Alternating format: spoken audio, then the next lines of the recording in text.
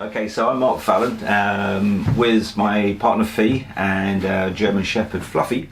We are Those Tricking Celts, driving an ex-army Leyland DAF T244 truck, coming in at sort of around 10 tonnes.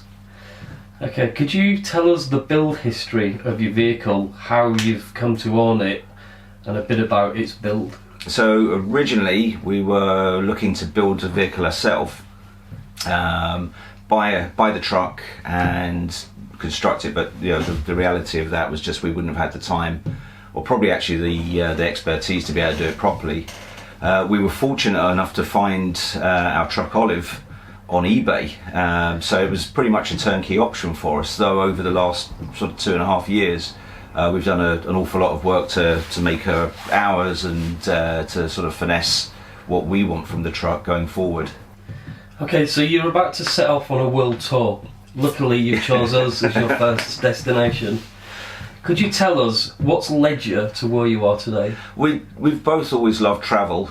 Before we met each other, we'd both travelled a lot independently. I'd taken my motorbike up to the top of Norway and down through the Arctic Circle, etc. Fee had travelled quite a lot, especially with work. So she'd worked out in Central Asia quite a lot, and we just always loved travel. And it was, you know, we were sitting on the sofa one day watching, I don't know, something about the Silk Route, as I recall. And it was like, just, you know, I'd love to do something like that, and it just blossomed from there. Okay, well, if we want to do that, let's make it happen. Let's find a way to make it happen. Excellent. And could you tell us your planned route and time frame of the trip that you've got to Okay, so actually we don't have a time frame. We're very, very lucky that we're not constrained by you know, we've got 6 months to do this, a year to do this, whatever. We always wanted to just take our time and enjoy the travelling.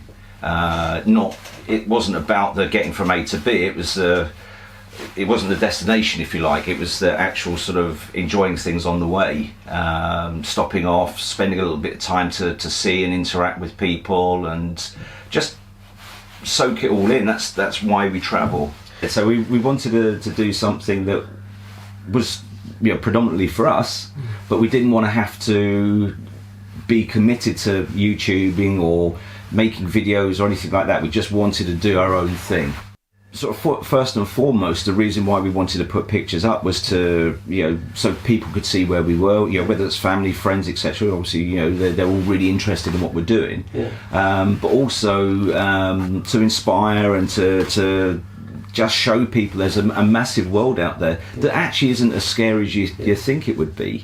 It's you know, most people you come across will be really helpful, really friendly, and just it reinvigorates your sort of belief that people are good. So we're hoping, obviously COVID restrictions, etc. aside, we aim to sort of head out across France, across northern Italy, to Venice, and then sort of swing and go down the Balkan coast, sort of down the edge of the Adriatic until we get to Greece. At Greece, we head across to Turkey into Georgia, Armenia, and probably we always wanted to go to Iran, but I don't see that being possible at the moment. So we'll probably take a ferry across the Caspian, and then head across Central Asia, over the Himalayas, into Tibet, into northern India, and out from there. And I say, really, because we're not constrained by time, we can take it easy, but it also means that, you know, if we have to deviate and, you know, things change on the route, we're quite happy to do that. Fluffy sits behind us. The truck, when it was configured, they brought the batteries that would normally go under the the back of the truck, brought them into the cab, so you get security there. No one's going to steal your batteries because they're inside the cab, but also if you're in sort of cold or extreme weather, they're a bit more protected in there. But in bringing them inside, the sort of the space behind the seats, as a military truck, would have been used for your rucksack and your weapons or whatever. So actually there's quite a decent amount of space. Okay, so I'm going to ask you a question now. It's a personal one. How are you managing to finance this trip of a lifetime? Well, we're very fortunate in as much as we were able to pay our mortgage off. We both had fairly decent jobs. We paid the mortgage off, and in doing that, it means we've been able to rent our house out, and that gives us the monthly income, or enough monthly income to live on the road. Well, hopefully anyway.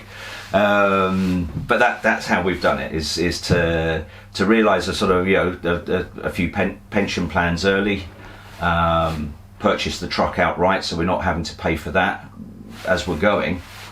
But just to say, the rental of the house has been the game changer for us, and allows us to have a monthly income to use while we're on the road. Well, that's fascinating, and thanks for sharing your story with us today.